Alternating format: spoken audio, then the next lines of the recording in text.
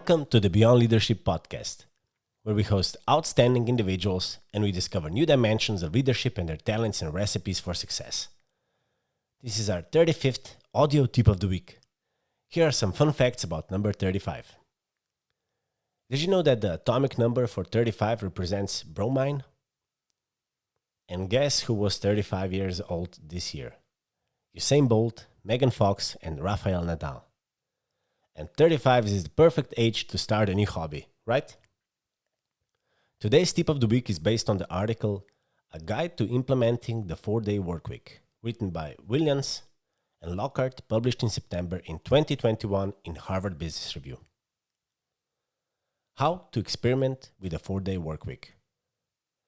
Lately, organizations are announcing that they are experimenting with a 4-day workweek. It's becoming more and more popular. And this means employees will be working 32 rather than 40 hours per week, while being expected to achieve the same productivity levels and earning the same pay.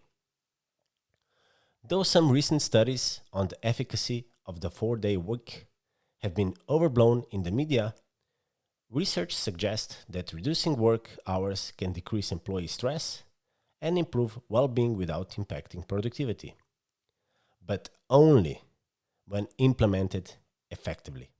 That's the key. Now, talking about having a 4-day workweek and implementing one are two different things. It can be difficult to go from the idea to a successful implementation.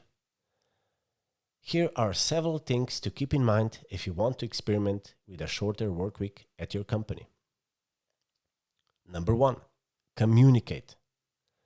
Be clear about your reasons for trying out the 4-day workweek and assure your employees that they will not be laid off, experience a pay cut, or lose out on other benefits like paid vacation.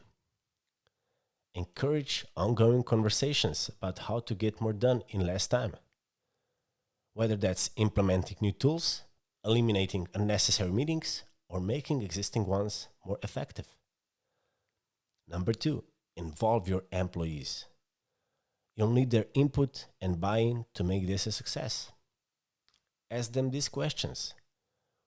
Should we work 4 8-hour days or reduce hours on 5 days? Which days or hours should we take off? How can we keep the change from negatively impacting our clients, customers, and other stakeholders? What steps can we take to increase our productivity? How will we share our ideas for process improvements with one another? And final, adjust along the way. Make small adjustments all the time. You won't get everything right from the start, so make it a goal to identify the tools and processes your organization needs to make reduced work hours possible. View any problem not as an indicator of failure, but as an opportunity to improve and fine-tune your plan. Workplace norms have fundamentally shifted over the last year and a half. Today, we find ourselves in a liminal period.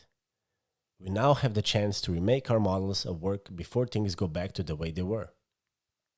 And that's an opportunity leaders cannot neglect. While no change comes easily, leaders willing to embrace models like the 4-day workweek will find the experimentation well worth the effort. Have you ever tried a 4-day workweek? Would you like it? How do you think you would overcome the challenges of not seeing each other more often? This was this week's Tip of the Week. Now make sure to subscribe and follow us on all podcast channels like Spotify, Apple, Google, Castbox, and also follow us on YouTube, LinkedIn, Instagram, and Facebook. And also beyondleadership.si, the webpage. Thank you again and again for being our honest supporters, our true believers, and our amazing listeners. Have an amazing day.